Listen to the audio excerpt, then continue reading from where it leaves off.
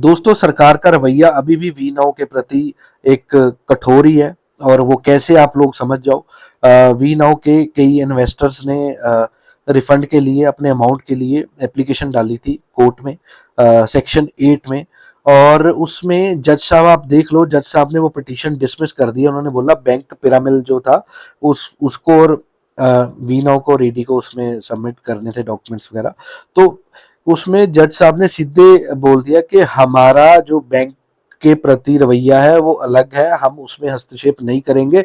ED की कार्रवाई में जो कोर्ट है वो हस्तक्षेप नहीं करेगा। ईडी की रिकवरी अभी पेंडिंग है। दोस्तों मैं पहले दिन से बोलता आया हूँ, 4 महीने मैंने पहले ही आप लोगों को बोल दिया था सेक्शन 70 का भी, और मैंने 4 महीने पहले ही बोल दिया था जब तक ईडी की कार्रवाई पूरी नहीं हो जाती, बेल तो दूर की बात, आप लोग रिकवरी अमाउंट और सजा की भी जैसे आप लोग बात करते हो वो भी तब तक नहीं होगी जब तक ईडी की रिकवरी जो है पूरी नहीं हो जाती। दोस्तों हम हमारा जो टैक्स कटते हैं वो सरकार के पास पैसा जाता है, सरकार से आगे वो डिपार्टमेंट्स में होता हुआ आप लोगों तक, आप लोगों की सेवा के लिए ये ईडी द्वारा या सीबीआई द्वारा या पुलिस द्वारा आप लोगों की सेवा के लिए, आप लोगों की सेफ्टी के लिए ये सब किया जाता है। 2019 में वुड्स एक्ट आया था, तो उसमें ये पिरामिड स्कीम, एमएलएम स्कीम जितनी भी चल रही है सबको बैन कर दिया गया था। और जो चल रही है वो इनडायरेक्टली चल रही है। अब आपको बोलोगे जीएसटी चल रहा था, इनडायरेक्टली ये हो रहा था वो। दोस्तों आप लोगों ने कंपनी को दिया, आगे ऊपर नहीं दिया।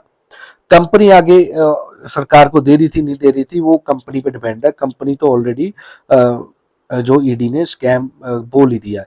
तो दोस्तों कोई भी सरकार का रवैया वी नाउ के प्रति बिल्कुल भी नरम नहीं है, आप इस चीज से अंदाजा लगा लो।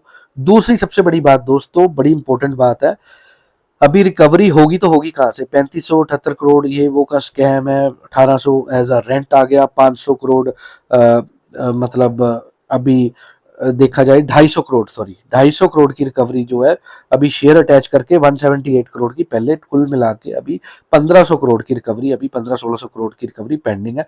पर कोर्ट की नजरों में 3578 करोड़ का स्कैम है, तो इसलिए जमानत के लिए भी 3578 करोड़ का बकायदा प्रूफ और चीजें देनी होती है। पर वैसे भी इन्वेस्टिगेशन पेंडिंग है तो अभी ऑन गोइंग में अभी कुछ नहीं हो सकता दोस्तों। अब उसके बाद क्योंकि कंपनी का कोई काम नहीं चल रहा, कंपनी के कोई ऑफिस नहीं चल रहे, कंपनी का कोई रेवेन्यू मॉडल ही नहीं है जहां से पैसा आ रहा है, तो 15 अगस्त को भी लास्ट जो रेड हुई है वीना इंफ्राटेक पे वो भी आप लोगों ने देख ही ली होगी।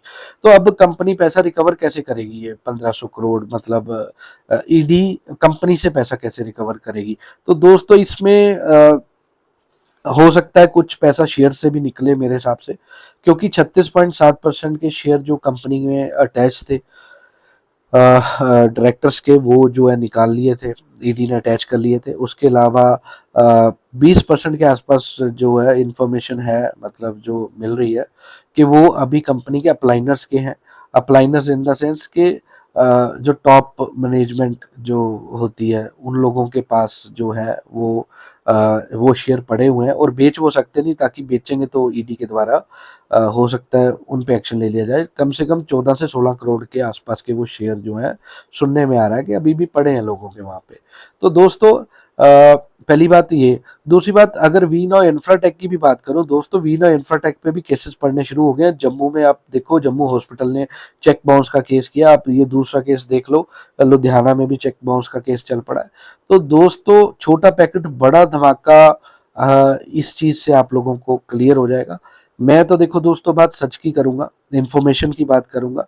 पब्लिक हो, इन्वेस्टर हो, चाहे अप्लाइनर हो, सबके पैसा लगा है, तो यही बोलूंगा कि सभी लोग जो है फोकस करो, जल्दी से जल्दी पैसा रिकवर हो जाए, तो ताकि हम लोगों का पैसा रिकवर होकर जल्दी मिल पाए।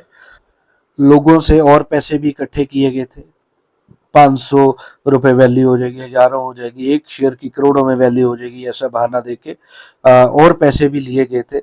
पैसे कैसे लिए गए थे? वीनाउ मार्केटिंग के नाम पे भी लिए गए थे कि आगे चल के वीनाउ उसे इंफ्राटेक में मर्ज कर दिया जाएगा। तो दोस्तों वीना इंफ्राटेक तो अपना नाम बदल के ही भागी, और आप लोग खुद इस चीज को देखो। और उसमें भी अभी अपलाइनरों के जो शेयर बचे हैं उस पे भी जो है ईडी की आंख 100% होगी, और मुझे लगता है हो सकता है वो भी अटैच हो, क्योंकि रिकवरी होगी तभी मान के चलो इन्वेस्टर्स का पैसा जल्दी मिलेगा।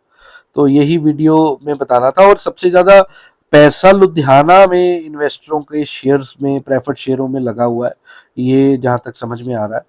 तो बाकी यही दोस्तों वीडियो बना के बोलना था, बाकी मिलते हैं अगली वीडियो।